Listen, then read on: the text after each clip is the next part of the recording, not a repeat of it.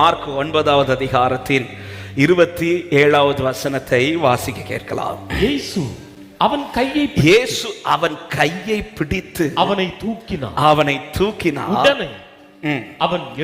உடனே அவன் எழுந்திருந்தான். எத்தனை பேர் விசுவாசிக்கிறீங்க?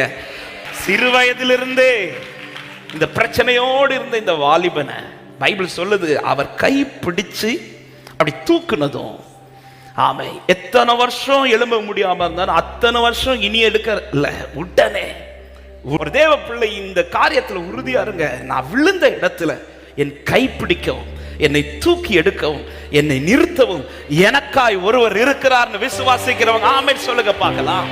செத்தவனை போல விழுந்த இந்த வாலிபன் இப்பொழுது அவர் கை பிடிச்சு தூக்கி நிறுத்துகிறார். பைபிள் சொல்லுங்க, உடனே அவன் எழுந்திருந்தான்.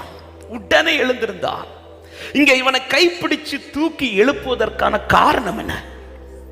ஒரு தேவ பிள்ளையே, ஆண்டவர் வாயிலிருந்து உங்களுக்குன்னு ஒரு வார்த்தை வந்துட்டுன்னா அடுத்து நீங்க எதை பார்க்க போறீங்க தெரியுமா? இனி வார்த்தை இல்லை, இனி கைக்க வல்லமையை கர்த்தர் வெளிப்படுத்துவா. எனக்காய் சில விஷயத்துல கர்த்தர் வார்த்தையை பேசி இருக்கிறார் என்றால் சீக்கிரத்தில் அவருடைய கரம் எனக்காய் தொட போகிறது.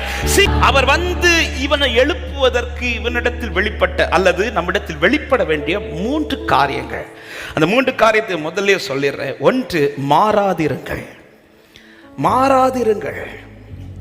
2, மாற்றாதிருங்கள். 3, மறுக்காதீர்கள். ஒரு காரியத்தை நல்லா புரிஞ்சுக்கோங்க. கிருபாசனத்தண்டையில் இருக்கிறவனுக்கு சகாயம் செய்ய ஒரு டைம் கர்த்தர் வச்சிருக்கிறார். இந்த பெதஸ்தா குளத்தின் கிட்டையும் வந்த உடனே சுகமானலாம் கேட்டா கிடையாது. அந்த குளத்தை கலக்குகிறதுக்கு ஒரு டைம் உண்டு. அந்த டைம் வர அதை சுத்தி இருக்கிறவங்க என்னதான் செய்யணும்?